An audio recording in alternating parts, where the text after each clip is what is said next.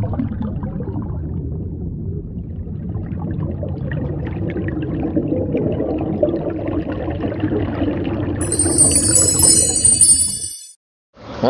MJ Mania, ketemu lagi di channel MJ Fish, channel pecinta ikan hias air laut di Indonesia.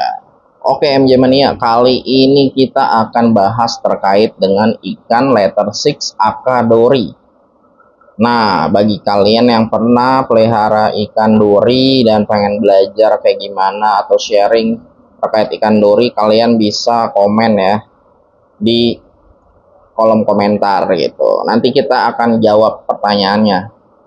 Maka dari itu kalian langsung ketik aja di kolom komentar, nanti satu persatu akan saya jawab terkait ikan dori atau letter 6. Oke. Nah, kali ini kita punya ikan dori di toko itu ada size M dan size S. Oke. Dan dori-dori ini adalah ikan dori keramba. Jadi kalian bagi yang mau beli ikan dori, yang pertama itu yang kalian harus perhatikan adalah yang pertama, dorinya itu gemuk ya, perutnya kalian bisa lihat dari perutnya ya, gemuk-gemuk. Ini tipsnya nih buat kalian nih. Bagi yang baru pernah melihara dori atau sudah pernah tapi sering gagal, nah ini saya sedikit share ilmu yang pernah saya pelihara ikan-ikannya itu gimana gitu caranya biar awet. Yang pertama udah pasti dari ikannya sendiri.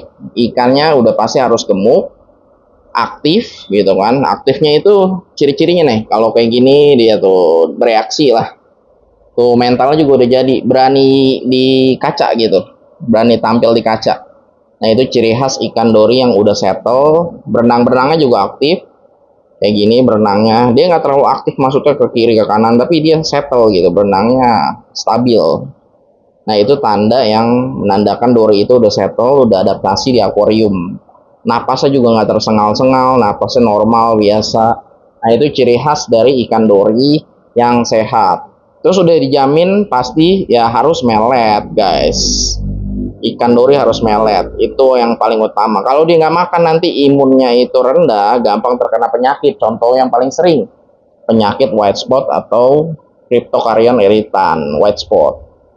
Hati-hati kalian. Makanya pastikan kalian sebelum membeli dori, beli yang di tempat yang sudah dikarantina ikannya, atau kalian karantina sendiri. Di tank kalian itu wajib karantina sendiri. Nah, ini contoh yang ukuran S. Yang S-nya juga harus sama kriterianya kalau kalian mau beli. Biasanya S itu di ukuran 4 cm. Ada juga yang under 4 cm ya, di atas 3,8 itu udah itu hitungan ukuran S. Kalau di bawah itu misalkan di bawah 3 cm itu ukuran tiny gitu guys. Jadi patokannya di situ. Kalau yang size M tadi sekitar 6 sampai 7 cm. Kalau ukuran kalian nano tank, cocoknya beli ukuran S. Saya tidak menyarankan beli yang ukuran tiny apalagi akuariumnya masih baru atau belum mature ya guys. Karena itu resiko buat kalian. Ikannya belum settle, airnya belum settle, nah itu bahaya. Karena jarang yang ukuran tiny itu yang keramba. Biasanya yang keramba itu udah size S atau size M, karena ya di budidaya di keramba, dibesarkan di keramba. Mereka beli nelayan dari bibit tuh ukuran yang kecil-kecil, dibesarkan sampai ukuran S atau M, baru dijual ke kita. Nah makanya dibilangnya dori keramba. Dan udah dijamin udah pasti melet sadis tuh, udah nurut dia. Jadi dijamin dori-dori ini kalau udah gemuk, aktif berenangnya kayak gini, nggak garuk-garuk kayak dia gesek-gesek badannya, nah itu bahaya. Jadi kalau kalian beli ikan dori, terus dia ngelihat dorinya ini kayak gesek-gesek gitu ya, gesek-gesek ke batu atau ke scaping gitu. Nah itu menandakan ikan dori tersebut ada parasitnya ya. Nah, kita belum tahu tapi parasitnya apa, apakah jamur doang atau kotoran doang gitu kan. Tapi kalau dia sudah mulai geseknya lama, terus udah timbul bintik-bintik putih, nah itu udah dipastikan parasitnya white spot gitu guys. Jadi hati-hati, kalau dia udah sering gesek-gesek badannya ke batuan atau media yang lain, nah itu udah menandakan ikan tersebut sudah terkena parasit yang nempel di badannya. Kalau cuman sekali mungkin masih normal, sekali atau 2 kali, tapi kalau udah terus-terusan dia gesek-gesekin badan, nah itu hati-hati. Kalian harus waspada. Lebih baik langsung diisolir, pindahkan ke karantina tank, lalu diobati gitu. Obatnya yang paling efektif untuk white spot itu adalah obat yang mengandung copper base gitu. Jadi kalau kalian mau yang paling efektif ya yang copper base, nggak ada yang selain copper itu yang efektif gitu untuk menyembuhkan white spot yang bidik-bidik PS putih, termasuk velvet. Velvet juga harus copper base. Jadi kalau kalian pakai yang obat yang tidak mengandung copper itu tidak efektif gitu. Ya. Intinya ikan harus kalau diobati harus makan dulu. Kalau udah berhenti makan itu agak sulit menyembuhkannya karena imunnya udah down, ditambah pakai obat lagi, nah makin parah dia, gitu guys.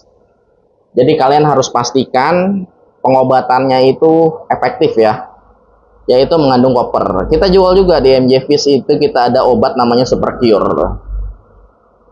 Tuh ya, ini ciri-ciri dori yang udah settle, udah sehat. Kalian bisa lihat sendiri ya, dia rakus makan, perutnya gemuk, berenangnya juga aktif, dan tidak garuk-garuk, gesek-gesek badan ke media-media substrat. Nah itu menandakan dori yang bebas parasit. Dia berani ya kalau dori-dori yang sudah settle di akuarium, apalagi dori keramba yang kita jual kayak gini.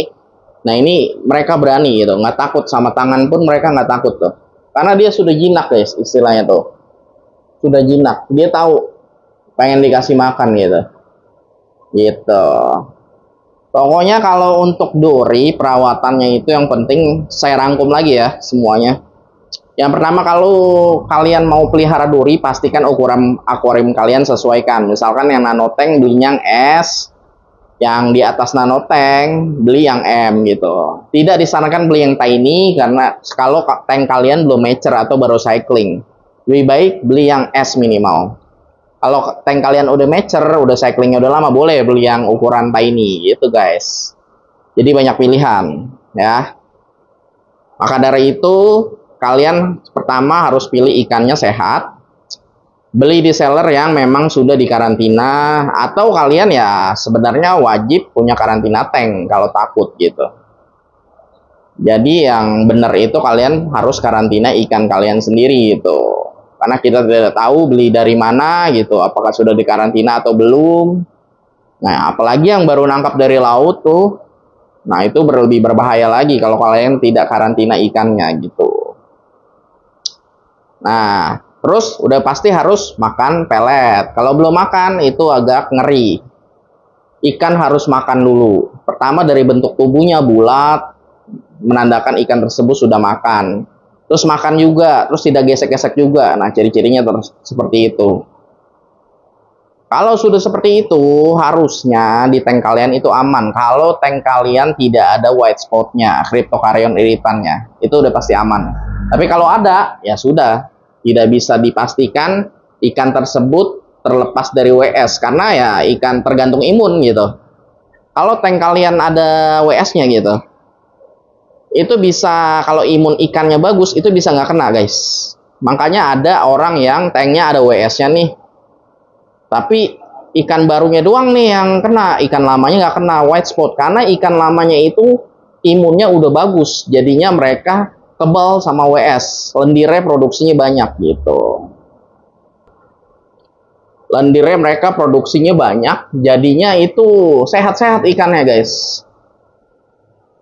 Nah itu jadinya nggak bisa dipastikan ikan tersebut bebas WS. Karena di tank kalian ikan lamanya sehat-sehat bebas WS, kalian udah pastikan itu nggak ada WS, belum tentu. Jadi yang menentukan adalah tank kalian itu memang sudah tidak pernah ada ikan yang WS. Kalian masukin ikan-ikan yang sisiknya tipis kayak dori, botana, burung laut. Nah itu bebas WS berarti, dan sudah lama umurnya misalkan 3 bulan, berarti ya menandakan tank kalian memang tidak ada WS gitu. Tapi begitu ada ikan yang terjangkit WS dan ikan itu baru, nah itu bisa jadi WS-nya baru ditularkan oleh ikan tersebut, atau ikan kalian imunnya sudah bagus sehingga tidak kena WS. Jadi kalian harus lihat dari history kalian, apakah ikan tersebut ada yang pernah WS dulu, apakah tidak. Kalau dulu pernah kena WS, terus ikan baru tiba-tiba baru beli, ikan lama nggak kena WS, itu bisa jadi WS-nya masih ada dari dulu dan masih tetap muter tuh WS siklusnya selama ada inang atau tubuh ikan, dia makan dari situ. Nah begitu ikan baru stres masuk, nah dia stres jadinya kena WS, lendirnya tipis, parasit masuk gitu. Oke, kurang lebih seperti itu. Kalau kalian ada yang mau ditanyakan, boleh ditanyakan terkait ikan dori ini di kolom komentar ya.